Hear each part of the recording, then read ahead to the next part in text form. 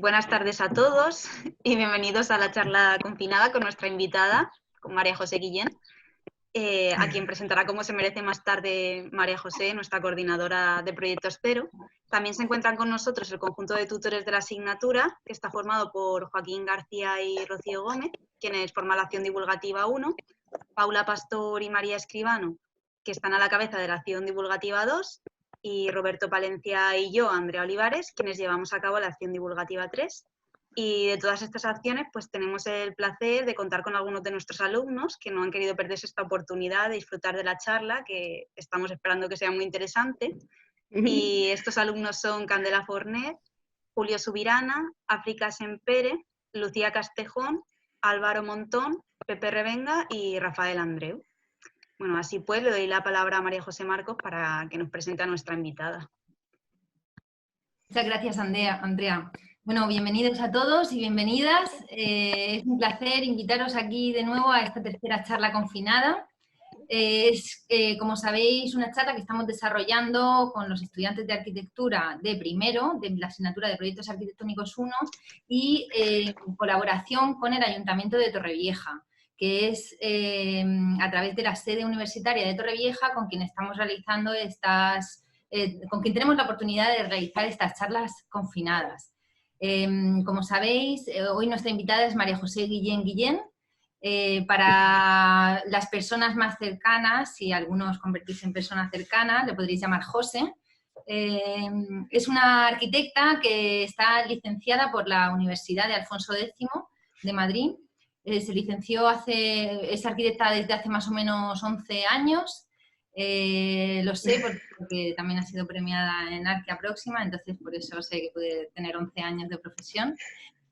También ha estudiado un máster de arquitectura avanzada en la Universidad de Alcalá de Henares y a diario sigue estudiando en su estudio de arquitectura que se llama AMA, que comparte con su socio Alberto Gil. Digo sigue estudiando porque, como sabéis, pues en los estudios de arquitectura siempre seguimos estudiando día a día, seguimos estudiando la ciudad, seguimos estudiando materiales, seguimos estudiando a las personas. Es decir, que una vez que terminéis la universidad no vais a dejar de estudiar, vais a seguir trabajando y estudiando en lo que se hace día a día en el estudio. Bueno, esto ya os lo contarán un poco más ellos, lo que hacen en su estudio. María José ha ganado varios premios, entre ellos ha sido una mención de honor en los premios Europan, que son unos premios de arquitectura europea para jóvenes menores de 40 años. También han ganado los premios regionales este año, que son unos premios bienales donde han ganado con su edificio del vivero de empresas, han ganado los premios regionales quedándose en la primera posición. Esto quiere decir pues, que han hecho el mejor edificio de Murcia de los últimos 2 años. El premio gordo se han llevado. También han sido galardonados en Arquia Próxima, quedando finalistas también con un proyecto que realizamos también en colaboración con Enrique Nieto, que es ADN Urbano, y también con su vivero de empresas. Tienen una amplia formación y así como variedad de proyectos y bueno, pues María José en concreto es una persona bastante precisa, como que tiene una capacidad de precisión muy alta en todo lo que diseña, en todo lo que proyecta. Además de eso es una persona muy generosa y con un gran corazón, que por eso también me hace mucha ilusión traerla aquí, porque creo que también es como parte de la profesión, como entender esta generosidad que tenemos en ocasiones los arquitectos, ¿no? Que damos liebre por gato, ¿no? Como decía Alejandro de la Sota. Y bueno, pues nada más, sin más, os doy pie a la introducción de la parte de la laguna y nada más. Pues bienvenida María José y es un placer tenerte aquí con nosotros. Espero que los alumnos puedan disfrutar de ti hoy y charlar contigo hoy. Muchísimas gracias. Muchas gracias, María José. La verdad es que no iban dirigidas a mí las palabras, pero de luego que llegan, así que ha sido maravilloso. Gracias, María. Y yo creo que nos ha dejado también a todos con muchas ganas de conocer a fondo todas esas facetas que nos has ido nombrando. Y vamos a empezar así pues en este primer bloque de conversación en la que los tutores pues van a formular algunas cuestiones acerca de la Laguna de la Mata, que es el paraje natural con el que hemos estado trabajando a lo largo del curso. Así que nada, doy paso a los de la acción divulgativa 1, a Joaquín y a Rocío, si queréis comentar algo. Sí, si queréis empiezo yo lanzando aquí como un poco la pregunta. Bueno, como sabéis, nuestros alumnos se han tenido que enfrentar la mayor parte del curso a estas acciones que estamos haciendo en la Laguna de la Mata desde esta situación del confinamiento, ¿no? Entonces, de alguna manera, pensándolo y un poco comentándolo Joaquín y yo, nos dimos cuenta que, claro, quizás ha sido una situación más sencilla para ellos porque se han tenido que enfrentar a esto desde la distancia, ¿no? Entonces, quizá este concepto de espacio protegido se les ha diluido un poco y han podido tener la capacidad de ser mucho más creativos o de pensar unas intervenciones que jamás se le hubiesen ocurrido si se hubiesen acercado desde esa visión de espacio protegido. Entonces, un poco la pregunta que os lanzo es si os habéis tenido que enfrentar alguna vez a un proyecto en un espacio catalogado de espacio protegido y cómo lo habéis enfrentado, ¿no? ¿De qué situación, de qué manera pensáis que a los alumnos le podríais ayudar dando algún consejo de cómo enfrentarse a un proyecto así? Hola, buenas tardes. En primer lugar, María José Marcos me ha introducido y yo no me conocía tan bien como ella ha dicho. Muchas gracias, Mariajo, por todas las cosas que has dicho, porque me has dejado impresionadísima. Y bueno, y gracias también a Enrique y a María José por habernos invitado, porque para nosotros esto es como súper especial. Estamos aquí siempre encerrados un poco en nuestro estudio y esto, aunque no estemos saliendo, estamos con vosotros y es muy importante para nosotros. Y bueno, sobre la pregunta que me haces de la laguna, hemos hecho algunos proyectos que sí que estaban protegidos, sobre todo hicimos uno en Campillo de Ranas, Guadalajara, que es un pueblo de arquitectura negra, que está como la arquitectura negra está toda hecha de pizarra y como una arquitectura muy tradicional. Y tenía una normativa muy estricta, de hecho tenía que pasar por patrimonio y tenía que estar aprobado por patrimonio. Primero nos tenían que dar la licencia, el ayuntamiento nos tenía que conceder ese paso a patrimonio. Y la verdad es que fue una situación, nosotros fuimos varias veces, y era una situación bastante difícil porque aparte de que ya un entorno protegido te hace que no sepa muy bien cómo actuar, porque te deja un poco inmóvil, ¿sabes? Como, ¿y si muevo esto? ¿Y si no? ¿Y si qué hago? Y luego, aparte, te enfrentas a que quieres hacer algo diferente, a que quieres como reinterpretar lo que pasa y no quieres caer en hacer lo mismo. ¿Sabes? Quieres intentar que sea algo, pero con tu visión o con tu forma de ver las cosas. Y la verdad es que a nosotros nos resultó bastante difícil y bueno, pero luego nos quedamos bastante contentos porque conseguimos entender lo que pasaba allí, que para nosotros era totalmente un aprendizaje porque no teníamos ni idea y aprendimos mucho de esa arquitectura tradicional. Y luego los vimos reinterpretar y adaptar a nuestra forma de ver la arquitectura. Al final fue un resultado que en esta charla no hemos traído, pero era bastante aparente y estuvimos muy contentos. Luego la vivienda no se realizó nunca porque la pareja se separó y no se realizó, pero sí que está el proyecto de ejecución, sí que lo terminamos y estuvo muy bien. Claro, es esa idea de tener que reinventarte porque no quieres hacer lo mismo que ya hay, ¿no? Quieres aportar algo como arquitecto de este siglo diferente. Sí. Sí, luego una arquitectura como muy limitada, ¿sabes? Que ahí se notaba que estaba como era todo muy tradicional, supongo que en la laguna al final, al principio cuando llegas a algo así parece que no te descubre nada, pero luego conforme vas estudiando y adentrándote, ¿no? Supongo que vas conociendo tantas cosas y tantos misterios que tiene la laguna que vas aprendiendo tanto de ella que al final te deja como más libertad para proyectar. Yo creo que eso les ha pasado un poco a los alumnos, que a raíz de que cada uno de ellos estaba estudiando uno de los agentes de la laguna, al final han ido haciendo una historia y han narrado como realmente lo que pasa en la laguna que no es visible a los ojos de la primera persona que lo visita. Entonces, ese estudio sí que lo han podido hacer desde la distancia y creo que ha sido muy interesante hacerlo desde la distancia, por eso que comentaba, que no se han tenido que enfrentar a un espacio protegido y a esas normas, sino que han tenido como una visión más abierta. Y ha estado bien. Luego también me parece muy interesante que cómo se mira un espacio sin conocer nada. Por ejemplo, nosotros cuando tenemos un proyecto y aunque sea en nuestro mismo pueblo, intentamos siempre hacer que no sabemos nada de ese espacio. O sea, eso es como intentar borrar todos los prejuicios que puedas tener de ese espacio, de ese entorno y empezar a estudiarlo como desde cero. O sea, es difícil porque a veces ves una laguna y ya tienes muchos conceptos dentro de ti de una laguna. Pero está guay también, está muy bien haberla visto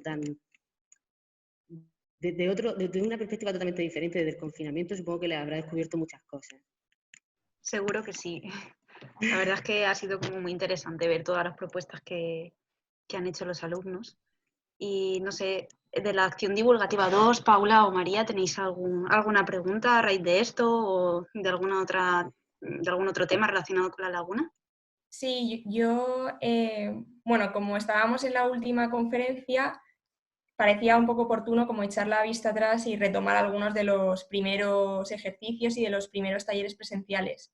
Entonces, si queréis, voy a compartir la pantalla a ver si... Este era el artefacto que proponía uno de nuestros equipos para el taller de cuidados de María Jabaloyes, en el que, con tal de cuidar de elementos como la restinga o las viñas, generaban un hotel de insectos cuyos residuos al final actuaban de abono natural para las vides, o generaban también un código QR a partir de tapones de vino para redireccionar a una página web en la que mostrar toda esta información que habían descubierto, o también recirculaban como el agua de lluvia para aportar al regadío de estos cultivos. Entonces, lo que me gustaría plantearos es que con estos primeros talleres presenciales, a ver qué dejo de compartir. Con estos primeros talleres presenciales pudimos ser partícipes de los intereses y de las formas de trabajar de arquitectas como María Jabaloyes o como Dolores Victoria, ¿no? Pero bueno, con esta llegada del coronavirus, pues no pudimos llegar a plantear el taller que vosotros tenéis preparado con Carlos Jiménez. La pregunta que me gustaría hacer es, ¿qué es lo que a vosotros os emocionó de trabajar en un espacio como La Laguna? ¿Qué es lo que más os interesó o qué cuestiones os hubiese gustado trabajar y cómo? Bueno, las imágenes que han mostrado de María, del taller de María, a nosotros esto cuando nos planteaba Mariajo el participar en estos talleres nos parece súper interesante porque nos consideramos, aparte de que, bueno, somos arquitectos los dos, pero tenemos los dos una vida en común muy relacionada siempre con la naturaleza. O sea, nos gusta mucho la naturaleza y los animales y la vida natural, nos encanta. Y en el momento en que nos plantea María Jo que hagamos el taller, pensamos en un espacio natural con lo que a nosotros más nos gusta, que son los caballos, con los caballos. Y nos plantea unirnos con Carlos, y cuando le planteamos esto a Carlos le encanta, se emociona y mezclamos caballos y bioplásticos. Y empezamos pues ahí empezamos a ilusionarnos un montón, porque de caballos, bioplásticos y una laguna, pues no. O sea, era como...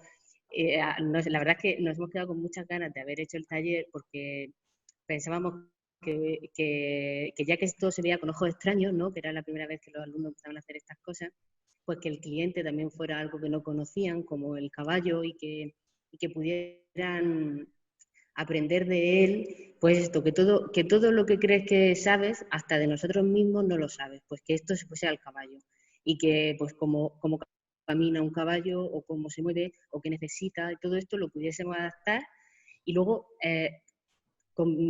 trabajar con el material, con los bioplásticos, que esto al final, hablando con Carlos, pues nos emocionamos pensando que pudiéramos hacer cosas que al final eran bioplásticos con semillas que luego los caballos se pudieran comer. O sea, era como algo que no sabíamos muy bien en qué iba a acabar, pero nos parecía súper interesante, nos parecía que podía ser, no sé. Yo creo que todos nos hemos quedado con ganas de hacer el taller, aún confinado. Sí, nos hubiese gustado mucho. Roberto, no sé si tú tendrías alguna última pregunta antes de finalizar como este bloque. Paula me ha leído el pensamiento, porque a mí me interesa mucho conocer la propuesta que nos habíais preparado, el taller que nos habíais preparado, que para los que no lo saben, los alumnos que no lo saben, teníamos previsto diseñar con los alumnos un paisaje productivo en torno a la Laguna de la Mata y con un actor especial, que era Gentilá, que era, si lo queréis contarlo vosotros, quién es Gentilá. Y a mí me gustaría hoy, ya que no hemos podido hacerlo, conocer sobre qué aspectos habrías puesto tú, María José, habrías puesto el foco en este mismo planteamiento, en este mismo ejercicio, tú qué habrías dicho. No ya los alumnos que no hemos podido hacerlo, pero hoy por lo menos que escuchen qué habrías hecho tú. Y cuéntanos quién es Gentilá, por favor. Pues Gentilá es un caballo, ¿cómo es? Cremello, Pura palomillo, raza. Pura raza español. Y bueno, nosotros lo planteábamos como el taller también, porque cuando hablábamos con Enrique nos decía, tenéis que plantearlo en algo que a vosotros también os interese. Y a nosotros últimamente en el estudio nos resulta casi más difícil la relación con el cliente que lo que trabajamos nosotros mismos en el estudio. Es decir, cuando nosotros tenemos que enfrentarnos a una reunión con un cliente, a veces es de las cosas que más nos difícil y más nos cuesta. Entonces planteamos a Gentilá como el cliente. O sea, es para ver qué visión tenían ellos ante un cliente que no dice nada y que tienes que... Porque muchas veces los clientes no te dicen nada. O sea, todo lo que te dicen no te sirve absolutamente de nada. Y tú tienes que hacer el trabajo ese de investigar y saber qué le gusta, cómo quiere vivir, dónde le gusta estar realmente, porque a lo mejor viene un cliente y te dice, es que yo quiero una cocina roja. O sea, y tú dices, ¿y eso qué? O sea, es como... Sacarlos, ¿no? Tienes Sí. que saber cuál es su espíritu para poder proyectar la propuesta, el proyecto, ¿no? Pues eso era, y entonces por eso nos buscábamos un cliente que a todos nos pareciera extraño, que no nos pudiésemos comunicar con él solo a través de gestos y pudiéramos ver cómo reaccionaba ante las situaciones, intentar ver cuáles eran sus necesidades. No sé, a mí eso me parecía muy interesante. Y luego ya con la energía de Carlos y mezclando con los bioplásticos que íbamos a estar cocinando en la playa con los caballos, o sea, aquello era... Ya. Es muy contagiante. La energía de Carlos es muy contagiante, ¿eh? Ya teníamos los lugares para cocinar en la playa. Ya los tenéis vistos, Teníamos los permisos hacer unas para barbacoas hacer allí, playa. qué lástima. Tipo Breaking Bad, con la caravana. Un poco guay. Sí, una maravilla, pero... Ahí hay un centro de adiestramiento de caballos o algo así, ¿no? En la propia laguna. Sí. Claro, hay varios, hay 3. Claro, Por eso, como hay una vida así muy activa en la laguna, pues también era un poco como esa conexión, ¿no? Que planteaban como de... Claro, estaba muy conectado, claro. Yo cuando leí el enunciado, pareció muy apropiado, claro que sí. Y habría estado maravilloso ir allí a hacernos una barbacoa rodeados de caballos. Habría sido la bomba. Sí. Pues sí, no sabemos muy bien cómo habría acabado, pero seguramente hubiese sido bastante interesante y los resultados queríamos que nos... Era un poco intentar aprender todos, ¿no? También del taller y nosotros aprender de la visión que ellos podían dar de un cliente extraño y trabajar con materiales tan diferentes como nos proponía Carlos. Muchas gracias, María José. Qué guay. Gracias. Pues muchas gracias por todas las aportaciones, por las preguntas ahí al detalle. Y con esto vamos a dar finalizado este primer bloque y vamos a proceder al segundo bloque que nos va a explicar María José, que se centra en el tema de los paisajes productivos, que es una temática que está totalmente relacionada con nuestro curso de la Laguna de la Mata, si bien ellos lo aplican en diferentes parajes naturales, pero creo que va a ser como muy interesante ver esta aproximación. Así que cuando quieras, somos tuyos. Bueno, nosotros hemos traído 2 proyectos que hemos hecho con respecto a los paisajes productivos, que nos parecían interesantes que explicarlos un poco.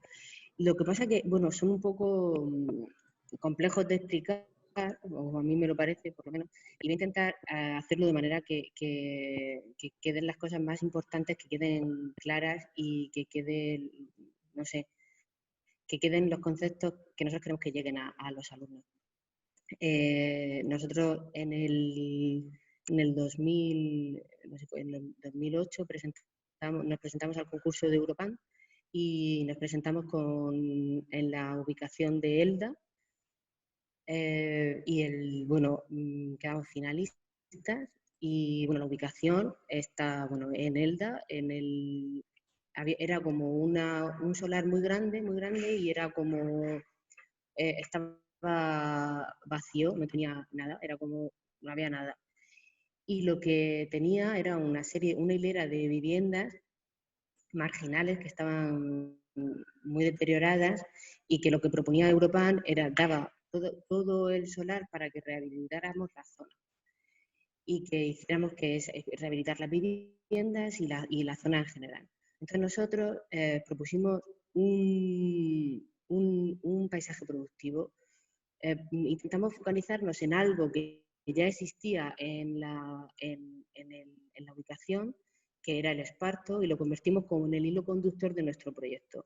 El esparto la zona ya tenía esparto y era como un espartal, y a nosotros nos parecía que lo que se puede considerar un espartal se puede considerar como algo malo, a nosotros nos parecía bonito y nos parecía que era un paisaje típico de la zona y que podía ser disfrutado y entendido desde la tradición y desde el respeto de cómo se había ido produciendo el esparto y como en las diferentes vías. Entonces lo que nosotros propusimos fue un folleto que explicaba bueno, para explicarlo lo debería decir como que ese paisaje productivo podía desarrollar diferentes aspectos económicos, como por ejemplo el turismo, la industria, la artesanía, el transporte. Un poco lo combinaba todo generando una economía circular. Entonces nosotros proponíamos explicar el proyecto a través de un folleto que recibía ese visitante que iba a visitar la zona y iba a aprender del paisaje típico de esta zona. Entonces aparecía como las rutas que él podía seguir y por dónde podía caminar. Explicaba que el esparto era una zona típica del Mediterráneo y que el que hubiese esparto, que podía ser algo que no nos tuviese mucho interés, era muy interesante porque para esta zona creaba como un microclima que hacía que favoreciese el crecimiento de otras plantas que eran muy importantes para este ecosistema del esparto. Y luego hacíamos como dos vías, que era como una vía de la espartería tradicional y otra vía que era como la espartería industrial.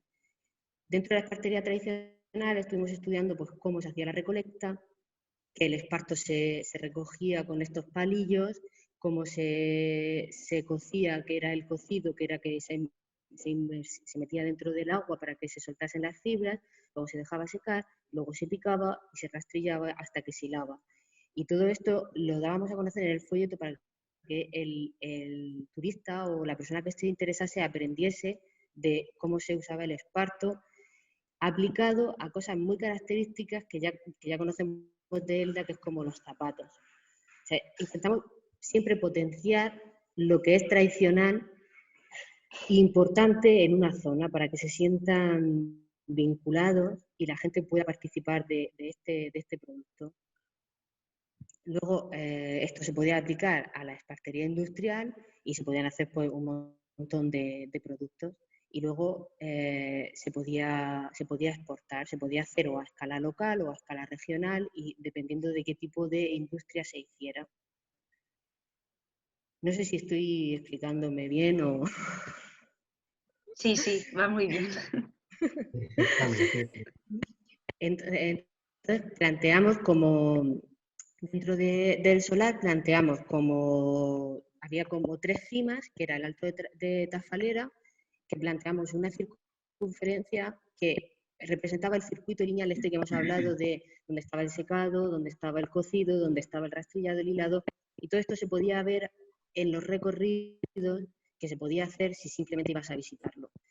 Había esta circunferencia que marcaba un alto y la otra circunferencia que marcaba como la divulgación y la educación en aquellas personas que quisieran participar de esta economía circular y podían ir a recoger el esparto, a participar en esta industria y ellos mismos generar y aprender las piezas de esparto que ellos quisieran.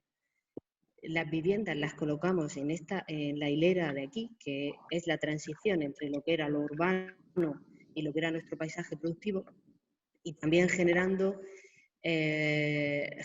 como una transición visual, porque todas las cubiertas eran cultivables, y luego generábamos una única calle porque nos preocupaba la marginalidad de la zona y la inseguridad que esta zona tenía. Entonces, intentamos siempre hacer que en esta vivienda se entrase por una única calle y que no hubiese fondos de saco. No queríamos provocar que hubiesen calles inseguras. Y luego aprovechábamos la vía del Paseo de la Mora y colocando las partes que eran más proporcionadas a la industria más del esparto, para aprovechar la zona de esta vía como transporte. Y lo cosíamos como en la parte urbana, haciendo como una especie de acupuntura, intentando meter talleres locales, zonas donde pudiesen aprender a hacer el esparto, o zonas donde se pudiera vender estos instrumentos del esparto que se creaban en la zona. A ver.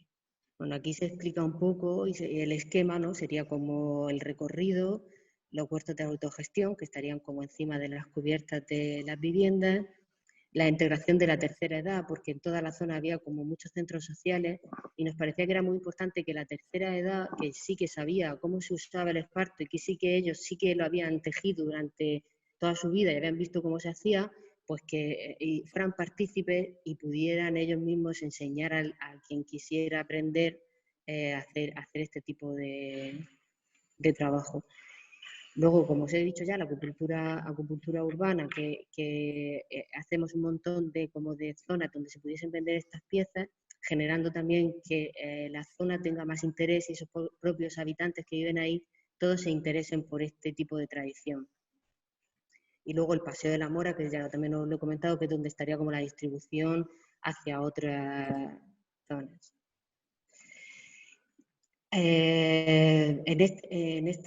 Aquí podemos ver que las viviendas, lo que ya os he contado, que solamente se accedía a ellas por esta calle y se entraba directamente o a las que estaban en planta baja, o aprovechábamos la ladera bajando hacia el Espartal para aprovechar la ladera y la pendiente que teníamos. En estos pasillos que generábamos, claro, al intentar que todas las viviendas se entrara por la misma calle, se nos generaban pasillos o una especie de zaguanes que intentábamos recuperar lo de tomar la fresca, ¿no? O aquí en Murcia decimos tomar el fresco, y sentarte como en la puerta de tu casa a hacer cosas y a participar de lo que pasaba en esa calle. Luego en las viviendas se proponían unas aljibes para aprovechar el agua y que toda esa agua de riego nos sirviese para los huertos. Y aquí, por ejemplo, en esta imagen de aquí podemos ver lo que hablábamos de la imagen de los espartales, cómo se fundía con la transición visual del espartal que tenían. Yo no sé si lo he explicado demasiado rápido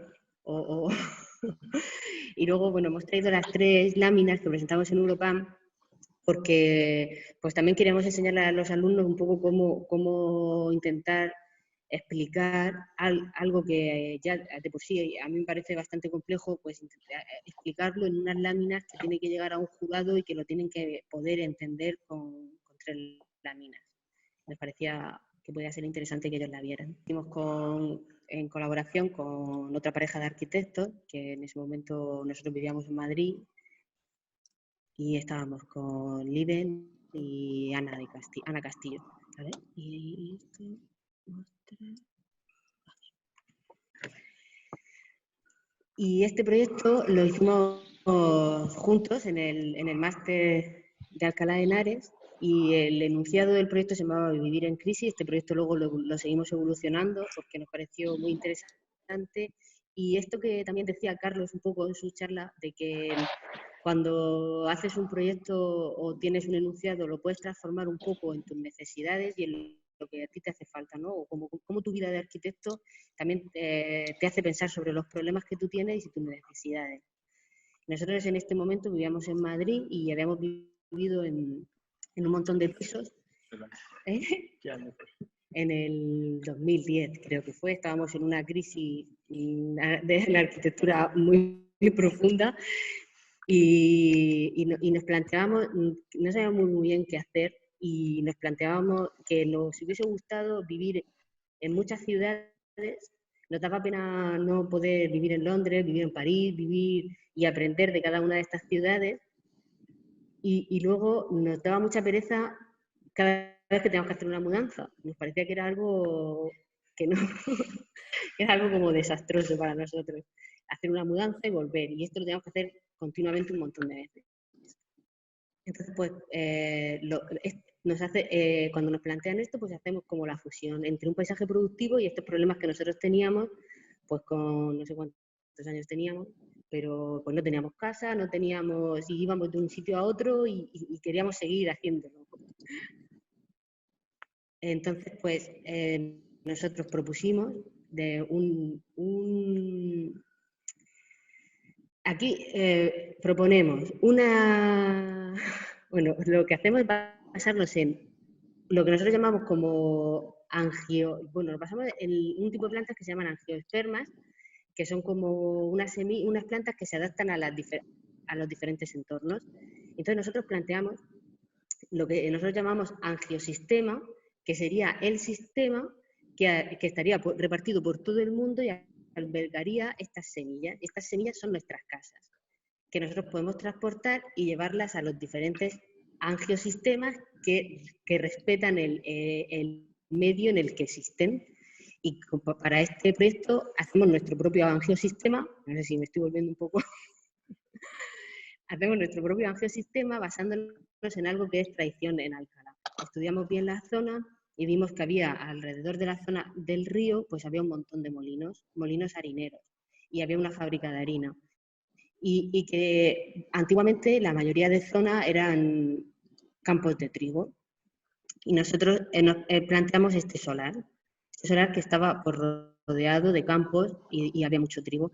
Y lo mismo que nos pasaba con el esparto, nos parecía que un campo de trigo puede ser un paisaje, y puede ser un paisaje que puede ser vividero y que puede ser muy bonito. Entonces planteamos una zona en esta cantidad de espacio que estaba sembrada de trigo, una zona que sería nuestro angiosistema, donde plantearíamos nuestro contenedor de esas semillas. Esta manera de verlo podía ser o un contenedor que se hiciera y que fuera un sistema nuevo, o en esta época, había una época de crisis que habían quedado en España edificios en estructura que no se usaban, edificios que estaban vacíos o que ya no tenían uso, en la que nosotros pensábamos que estas semillas podían introducirse dentro de la ciudad usando también estos edificios. Bueno, en estos esquemas que vemos aquí podemos ver cómo se hacían los recorridos, dónde se colocaban las viviendas y dónde se colocaban lo que eran los campos de trigo. Pues nos quedó como una imagen así. Este era nuestro angiosistema, nuestro módulo, que intentábamos que fuera lo más sostenible posible, que tuviese un tamaño medio, que tuviese una edificabilidad que pudiese ser aceptable dentro de lo eficiente que podía ser el edificio. Y bueno, voy a intentar aquí. El edificio o el sistema que contenía las semillas se formaba o hacía que ese paisaje productivo lo pudiera llevar dentro del sistema mediante un horno. ¿Cómo funcionaba? La gente que llevaba allí su semilla y podía trabajar allí, o podía vivir allí, y si quería podía participar de la economía circular. Es decir, podía trabajar en ese horno, como fomentando la repostería y la industria harinera, que siempre había sido tradición en Alcalá. Entonces, lo que planteábamos era un gran horno que podía ser usado por todos, que calentaba el aire del edificio con una gran chimenea, con una doble piel. En verano cerraríamos las salidas de aire y saldría todo el calor por la chimenea y en invierno se quedaría dentro de lo que sería la piel. Y al mismo tiempo, ese calor, el horno calentaba un circuito de agua para climatizar las viviendas y hacía de suelo radiante. El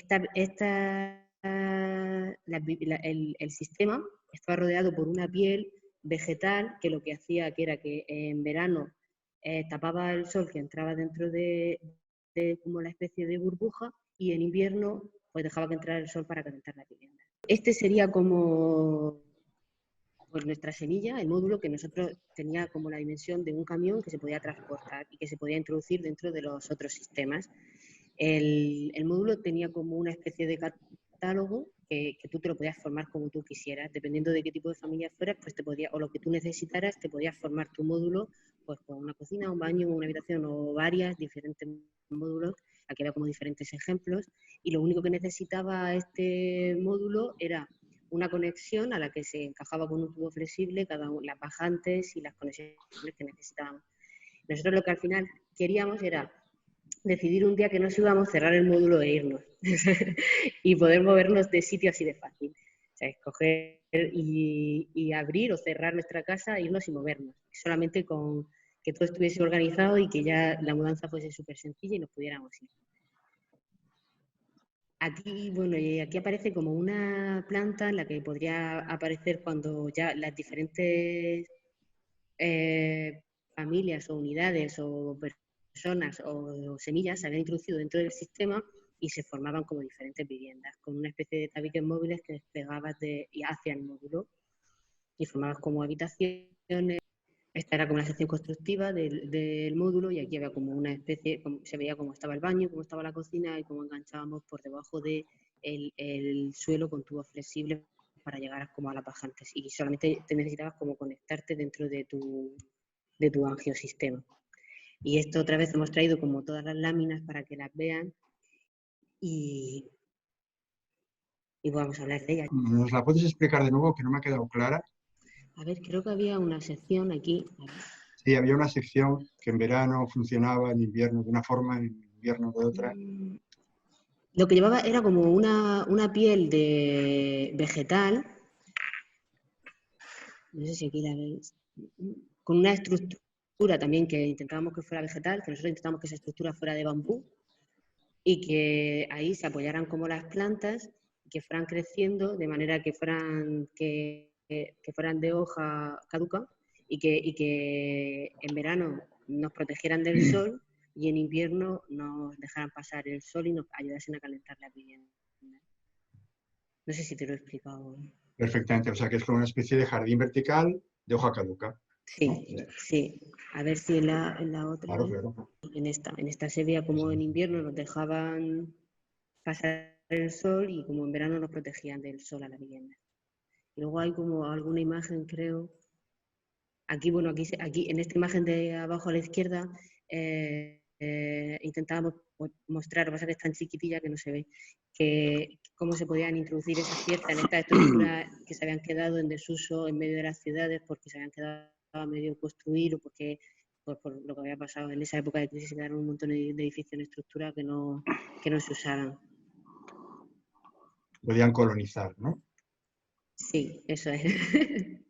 Sí, no, muy bien, sí, es que es brillante, sí. Me vienen muchas ideas y también en relación a algunos proyectos de gente que hay aquí, en relación a la idea de ese paisaje productivo también que nos has enseñado en vuestro Europan, de generar un espacio que está relacionado con una actividad, en este caso era el esparto, ¿no? Pero en clase también se ha trabajado de una manera similar en el primer taller con la laguna. No sé si Candela nos quiere contar algo, porque es en relación, ¿no?, con vuestro jabón hecho a través del matorral salino.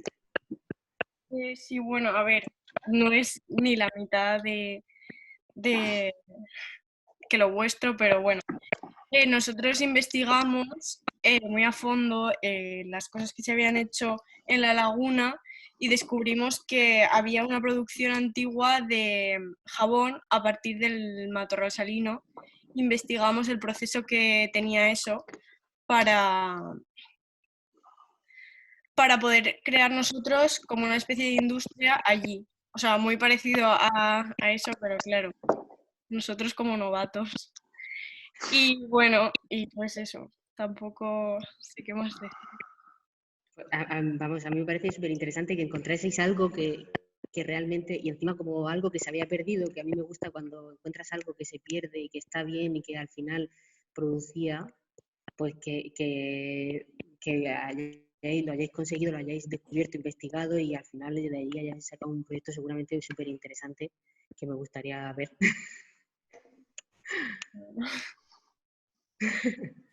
No, la verdad es que estaba muy bien porque introducían muchos procesos también, ¿no? Aparecía la mariposa, que es, También ¿no? investigamos las relaciones que tenía el matorral, porque nuestro producto principal partía gracias al matorral. Entonces, investigamos la relación del matorral con otros insectos y descubrimos pues una relación de simbiosis con una mariposa.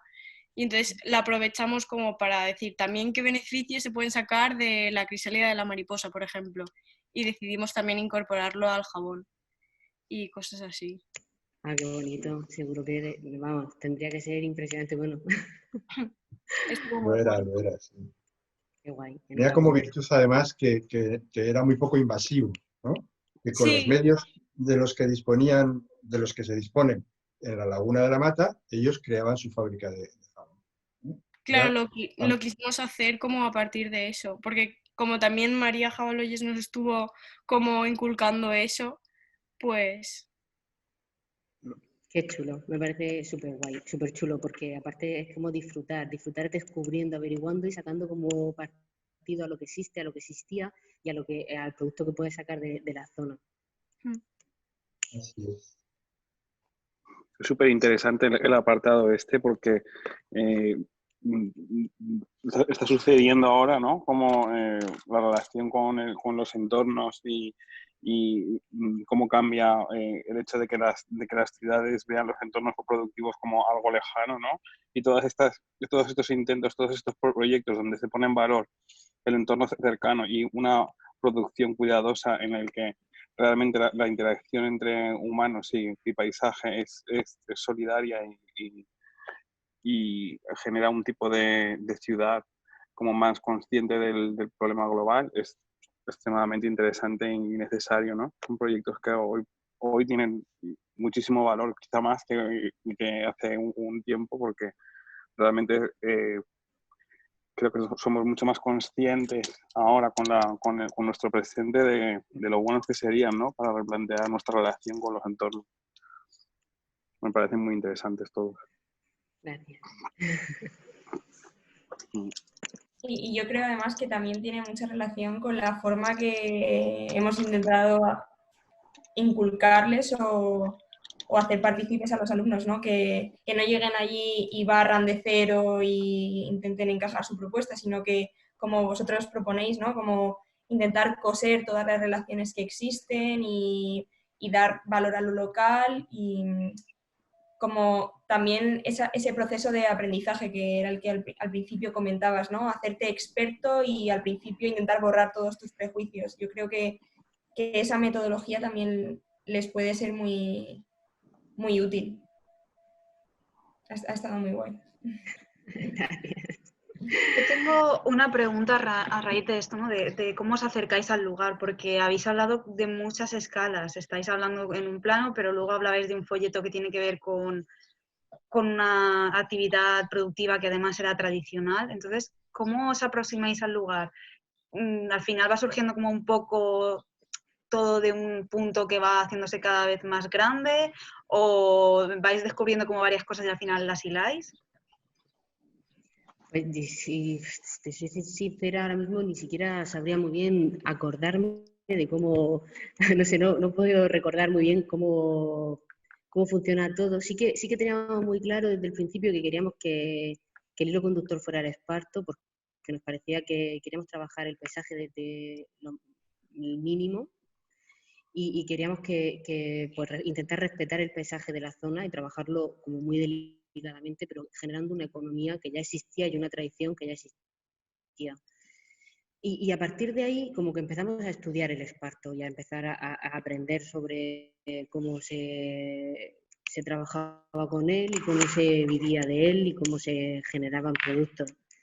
Y luego ya no sé cómo fueron apareciendo todas las opciones y todas las ideas, no sé muy bien, no te puedo decir. Supongo que al final hay un montón de cosas que se van encajando y no sé muy bien cómo encajan. No sé si te El trabajo y la dedicación, seguro. Eso puede ser. Hay una cosa también que al hilo de lo que has preguntado, Andrea, yo creo que también, ahora al hacer la pregunta, que creo que esto no lo hemos planteado muchas veces, pero al hacerla yo creo que somos un poco actores, en el sentido de que nos intentamos mimetizar al máximo con lo que tenemos que hacer, o sea, y conocer al máximo todo ese entorno, todas esas circunstancias, todo, o sea, no sé, desde lo que has dicho tú, desde como a la escala de hacer un folleto hasta la escala de pensar en un territorio. Entonces, es como entenderlo todo para poder dar una respuesta. Supongo un actor entiende su personaje para poder interpretarlo, pues un poco hacemos eso. Y cuanto más pensamos, que es lo chulo que hacéis ahí, que es pensar, pensar y pensar y pensar. Y da igual en lo que pienses, sino que estés pensando sobre lo que tienes que hacer, pues más cosas y a más escala vas a llegar y más respuestas vas a dar y va a ser como, no sé, va a estar todo como más en armonía. Sí, además un pensar activo, ¿no? Que pensáis siempre como produciendo cosas, ¿no? Te vas rescatando todas aquellas cosas que te gustan, empiezas como ya a imaginarte pues cuál podría ser una propuesta, por dónde puedes ir tirando, y ese pensar activo hace que, ¿no? Que esa investigación pues vaya, pues imagino que reconduciéndose o descubriendo cosas nuevas, ¿no? Que no es simplemente pienso, pero no lo reflejo de ninguna manera, ¿no? Imagino que será así. Claro, también. ¿Alguien más quiere comentar algo? Es el momento. ¿Alguna pregunta de algún participante alumno? Venga, animaos, que ya es la última charla. ¿No? Bueno, pues sí. Yo quiero hacer una última pregunta, Sí, claro. que es más relacionada con esta idea de la productividad del clima, ¿no? Como productividad energética, que sería un poco como esa idea no solo de entender el paisaje productivo pensando en una economía, ¿no? En una inversión directa, ¿no? De cómo no puede devolver directo la economía, sino pensar también como en el clima como inversión, ¿no? Como ese paisaje, como esa forma de productividad. Porque yo creo que estos dos proyectos son muy oportunos a lo que estamos trabajando en el curso, ¿no? Del paisaje productivo, pero también entendiendo cómo al final pues cada uno de ellos genera como esa vuelta, ¿no? El primero quizá es un poco más relacionado, ¿no? El del esparto de Elda está un poco más relacionado con la idea de cómo genera esa economía circular, ¿no? Entender la tradición, la idiosincrasia del lugar, un poco más como un paisaje productivo en esta idea de economía circular, pero que ahora igual nos suena como muy común, ¿no? Pero que hace años que hiciste ese proyecto seguramente era un poco más ajena, ¿no? A ese tema. Pero el otro, el segundo Europan, ¿no? Perdón, el segundo proyecto que traéis, ¿no? Que es el del que repiensa un poco como esta forma de habitar, ¿no? De cómo habitamos, cómo entendemos el espacio, que al final como si pudiese ser casi un espacio nómada, ¿no? De habitar. Yo creo que también es interesante cómo al final estáis produciendo más que paisaje, ¿no? Estáis produciendo una energía, ¿no? una forma energética que es casi una arquitectura que podría ser autosuficiente, ¿no? Entonces, eso también es interesante, el entender el paisaje productivo como un productor de energía, ¿no? Con esto que os preguntaba Roberto, ¿no? De, pues es una piel, ¿cómo es esa piel? ¿No? Pues una piel que es una piel que tiene una hoja caduca, ¿no? Que eso es algo pues fascinante.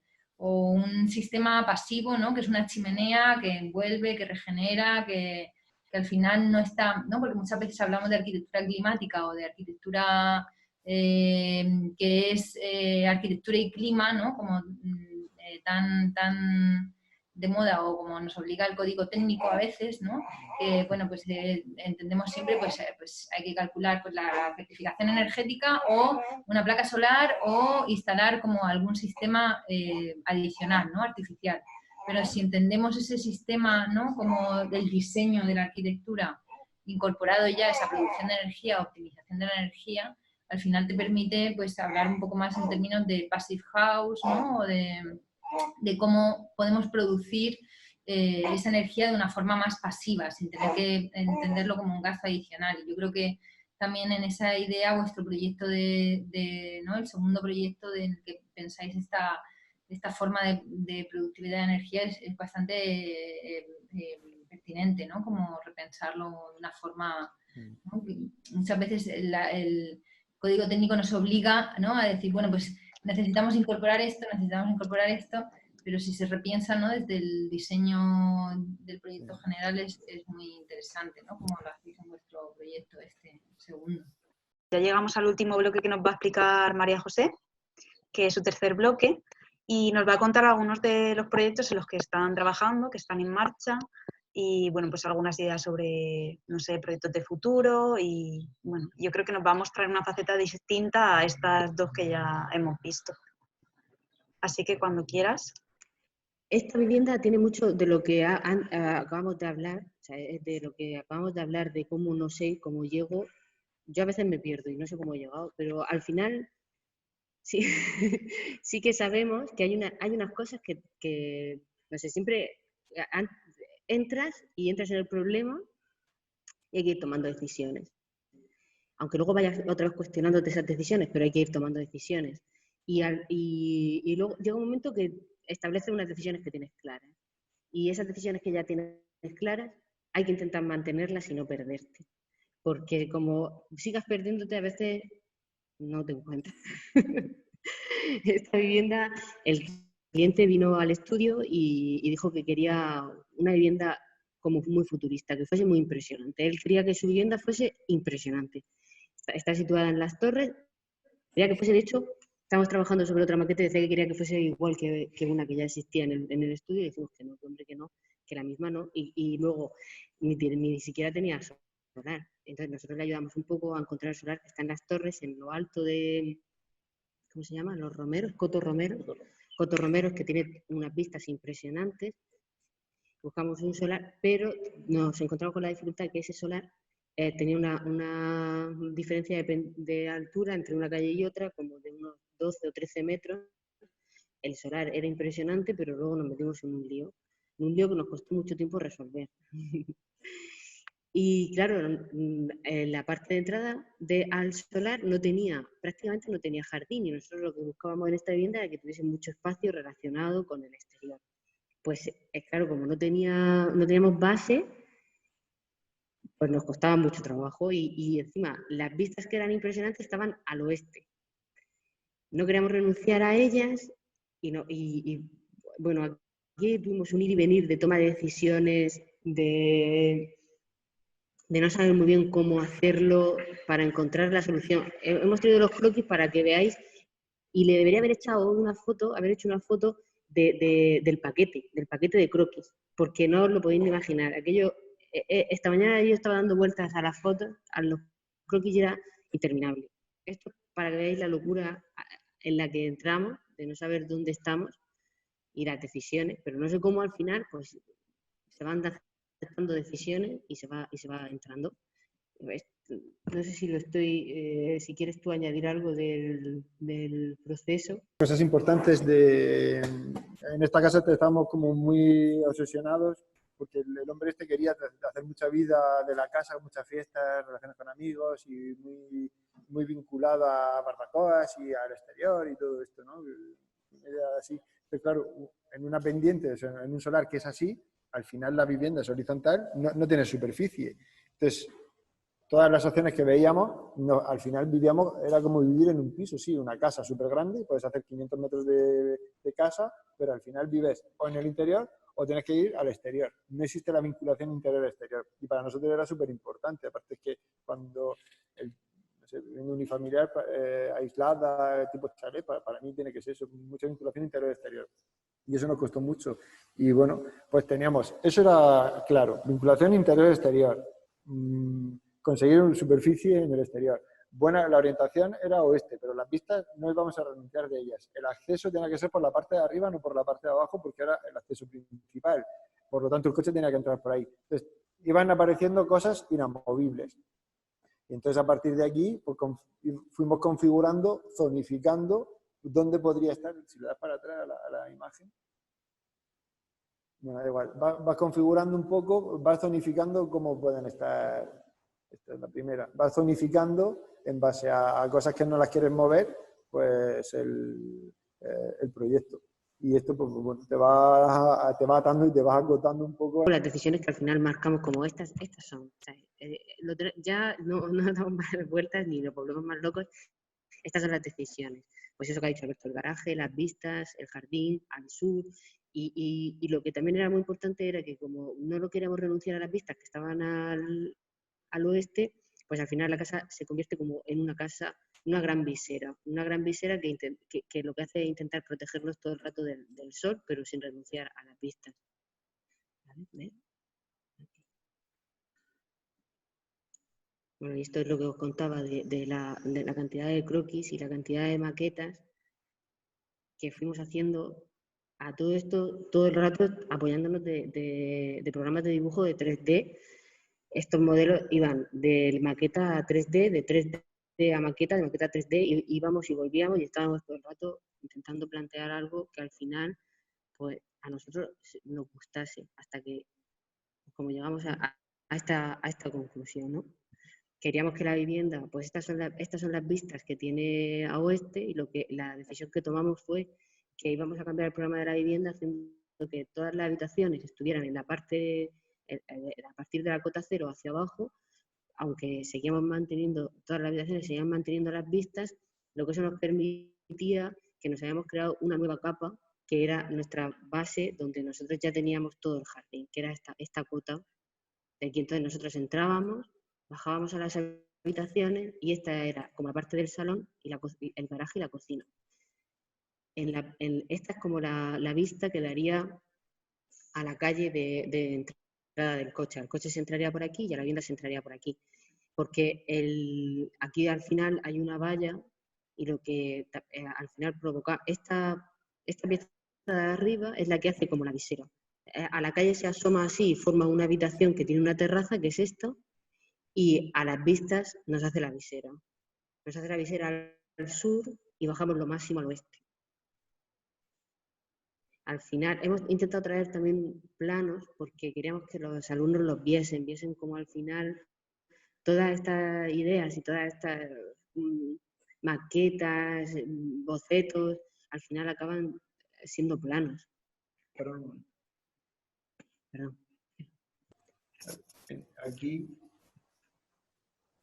Aquí veis lo que...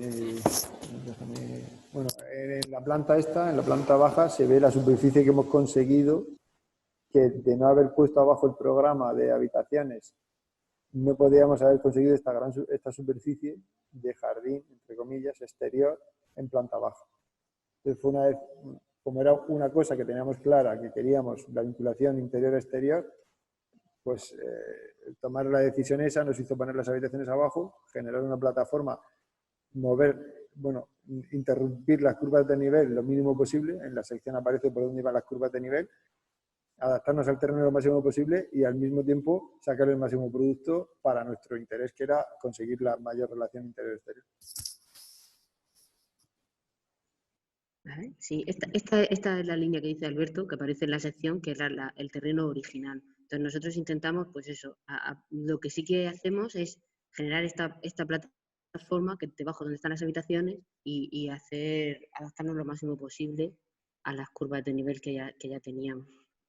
Esta es la planta, que sería la planta sótano, que no es un sótano, que es vividera y tiene las habitaciones y todas las habitaciones están a las vistas.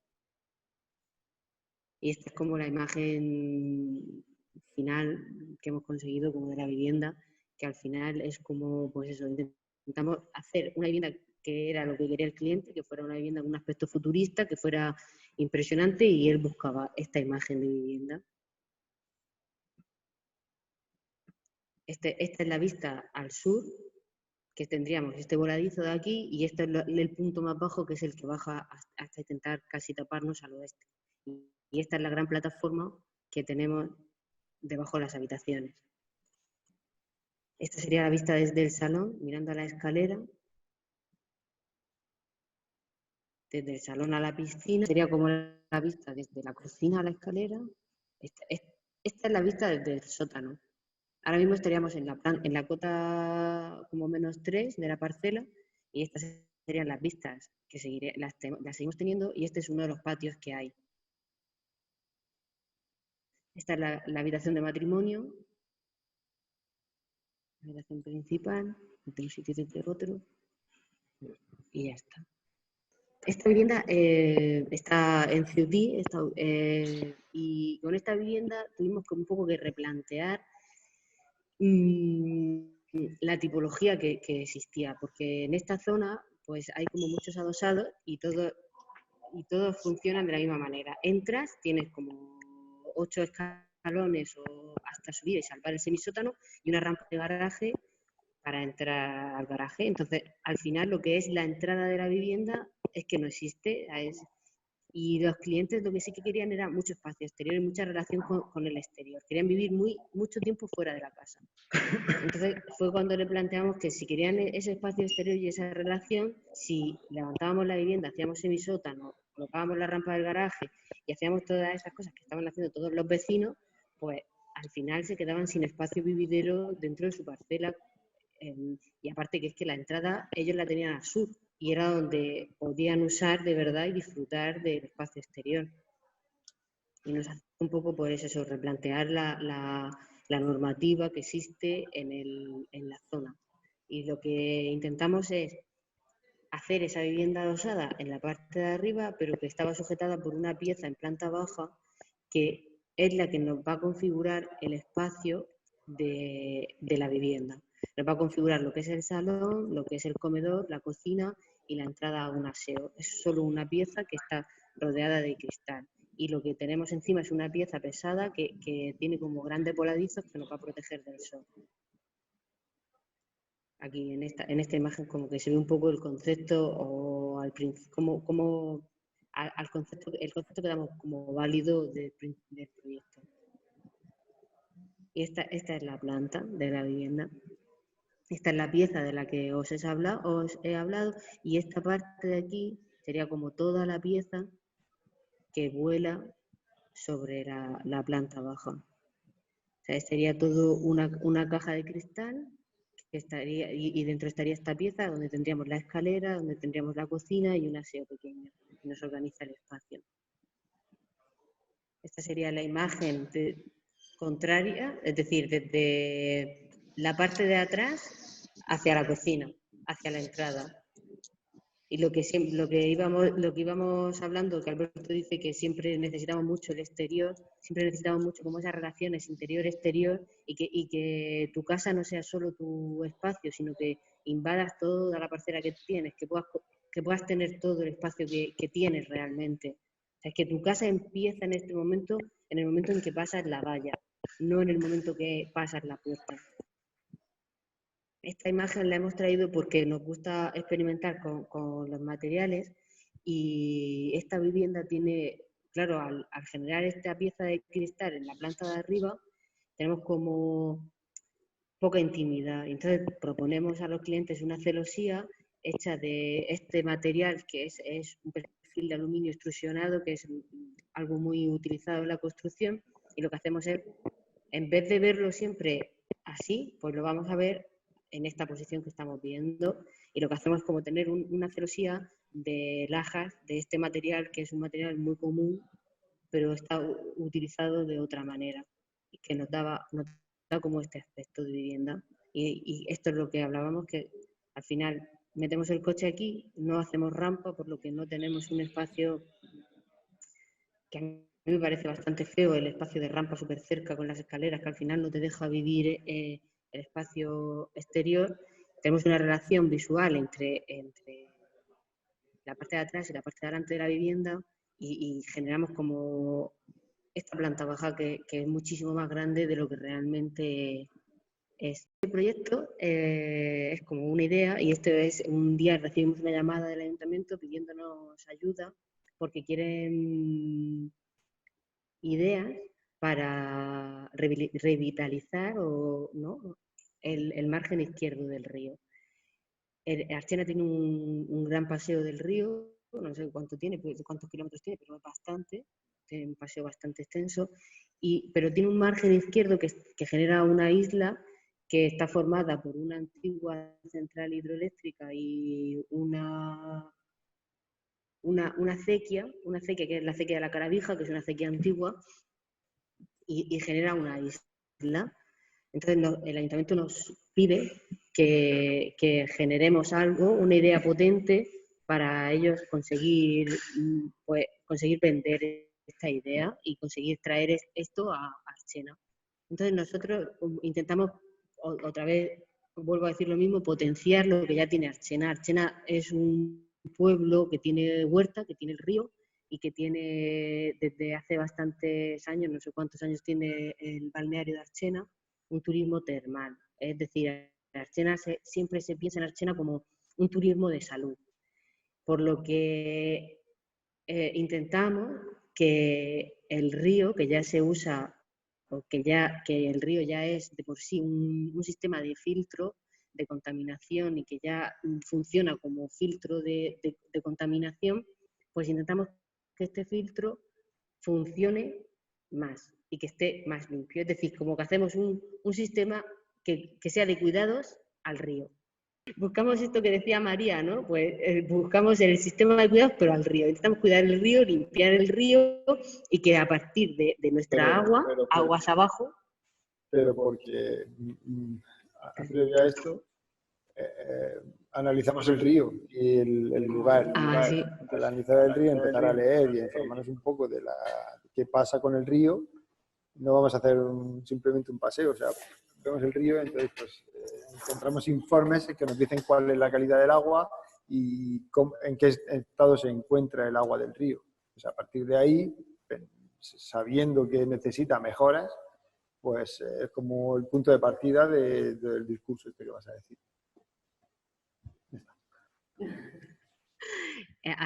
Bueno, y por eso lo llamábamos isla metabólica, porque lo que intentábamos que en esta isla surgieran procesos químicos y físicos que hicieran que el agua estuviese más limpia y que tuviese mejores condiciones. De esta manera la pudiéramos aprovechar para el baño. Estuvimos viendo los informes de la Confederación Hidrográfica del Segura y decía que, bueno, que el río está bastante contaminado, pero como todos los ríos, también, casi todos, y ahora se está intentando tener conciencia para limpiar los ríos por eso, porque son un filtro natural muy importante para nuestra salud. Y uno de los mayores problemas que tenía el Segura eran los plásticos y los nitratos por la huerta. Lo que proponemos son artefactos o dispositivos, o como los queramos llamar, que hagan que podamos limpiar el río. Entonces, pues colocamos como una especie de pasarelas filtrantes, hacemos que el agua que ya se bifurca por la acequia, ya que tenemos como una especie de canal, pues ahí colocamos un filtro de plásticos, de suciedad, que pueda ayudarnos a limpiarlo. Como supuestamente limpiamos el agua del río, pues podemos usarla. Entonces, de esa acequia luego desviamos el agua como a una especie de piscina natural para que los niños la puedan usar, y usamos también la acequia como piscina, pero ya con el agua limpia.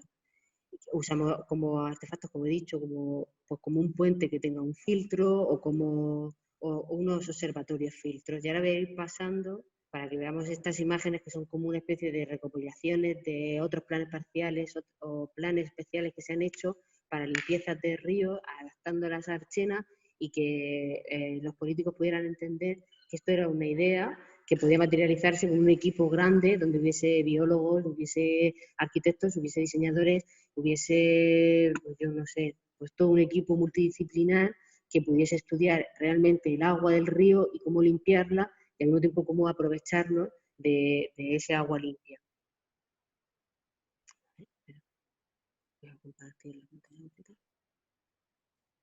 Esto pues tener paseos y que los paseos pues fuesen como lo mínimo intentando respetar toda la flora que había ahí y volviendo a restaurar lo que es la flora de...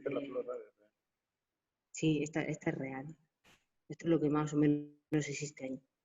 Luego esto sería pues hacer un puente, pero que el puente tuviese un filtro y que fuera como rotando y recogiendo basura del río. Pues igual, ¿no? Hacer el paseo con una zona de playa y que pudiese aprovecharse ya el agua.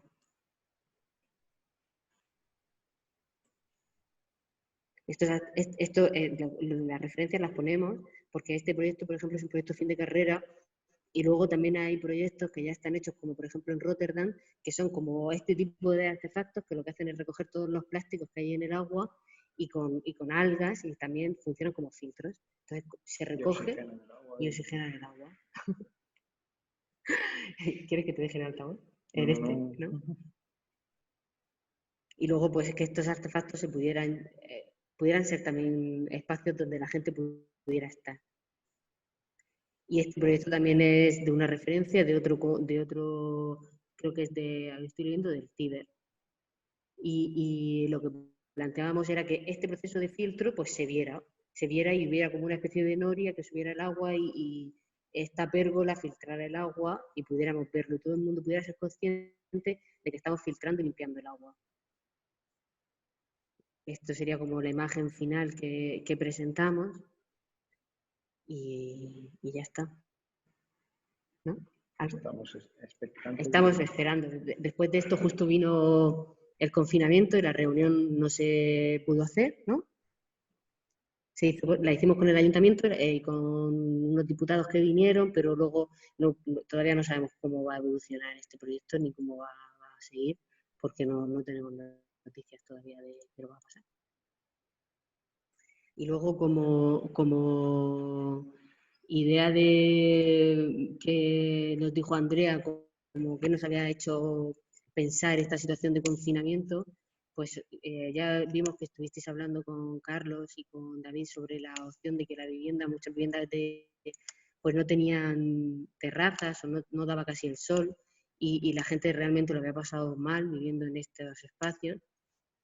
Nosotros también nos planteábamos que habíamos tenido el problema en el confinamiento de que al entrar a casa no sabíamos dónde dejar los zapatos, no sabíamos dónde dejar la ropa, no sabíamos si estábamos metiendo el virus dentro de casa y al final habíamos vivido como una especie de confinamiento un poco excesivo, habíamos usado una habitación donde supuestamente estaba semi-contaminada y nos pensábamos que igual en el futuro a las viviendas le haría falta como un espacio, una antesala como la de los quirófanos, ¿no? De descontaminación, porque ya no sabes lo que metes en casa, ya no es tanto algo que se ve, no es un ladrón que pueda entrar, no es algo que puedas controlar, es algo que no ves.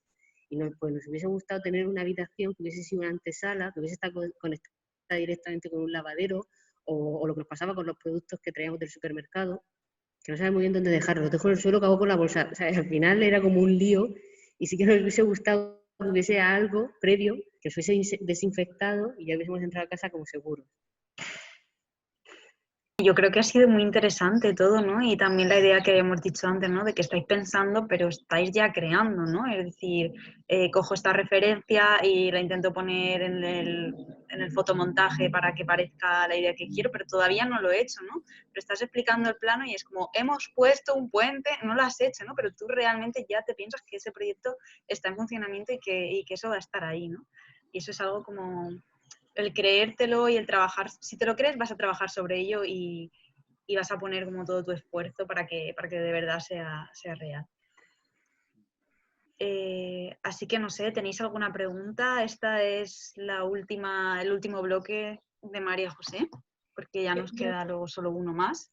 Así que si queréis preguntarle algo. Yo quería preguntarle, porque antes ha mencionado que la relación con el cliente era quizás como una de las partes que más le costaba, ¿no? Y entonces, como hemos visto todo el despliegue de planos, de maquetas, de prototipos, ¿cómo es esa comunicación con una persona que a lo mejor no está tan familiarizada con, pues eso, con un entorno de arquitectura o con esos cambios de tipología que planteáis en la vivienda? Que si también generáis material para poder explicarle o si os servís de las propias maquetas que hacéis. al final la relación con el cliente nos cuesta porque a nosotros nos cuesta que ellos nos digan, pero luego cuando vienen al estudio ellos se emocionan porque empiezan a ver planos, empiezan a ver maquetas, y lo quieren ver todo y nosotros dejamos que lo vean todo, que participen como del proceso y como están todo el rato en este proceso ellos, porque hacemos varias reuniones donde vamos tomando decisiones y ellos van aprobándolas con nosotros, pues al final ellos...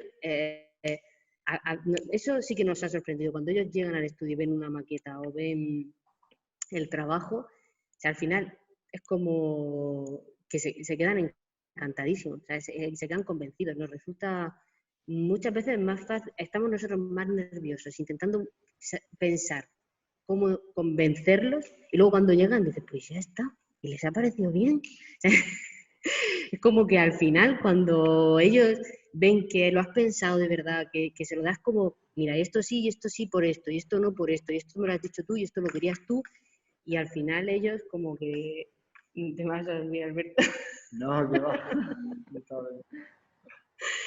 Al final como que les resulta más fácil de lo que nos pensamos. Ya.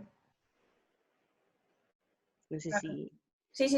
Sí que me ha respondido. Es que me parecía que también traíais como todo ese proceso de estudio que habéis enseñado en otros bloques, también estaba aquí cuando decís, no, pues este cliente lo que quería era vivir el espacio de fuera, como que también estudiáis toda su realidad y que, pues eso, os preguntaba un poco por cómo de fácil os era después entenderos.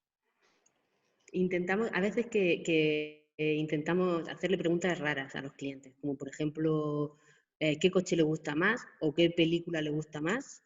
O a veces se quedan flipados, como diciendo, ¿por qué me preguntas esto? Pero hay gente que le gusta el diseño a través de los coches y que no lo ve en su casa y lo ve a través del coche. O sea, ellos no tiene nada que ver un Ferrari o con un, no sé, con un New Beetle. Y hay gente que le gusta... se compraría, no sé, pero la sociedad a veces no o la gente, no sé por qué, hubo un momento que se perdió como la conexión entre el diseño y el arquitecto, porque no tenía nada que ver lo que se enseñaba en la escuela con lo que se hacía en la calle, o el 90% de las cosas que se hacen en la calle no tiene nada que ver con lo que se enseña en la escuela. Gracias. Gracias. Gracias. Gracias a todos. Gracias.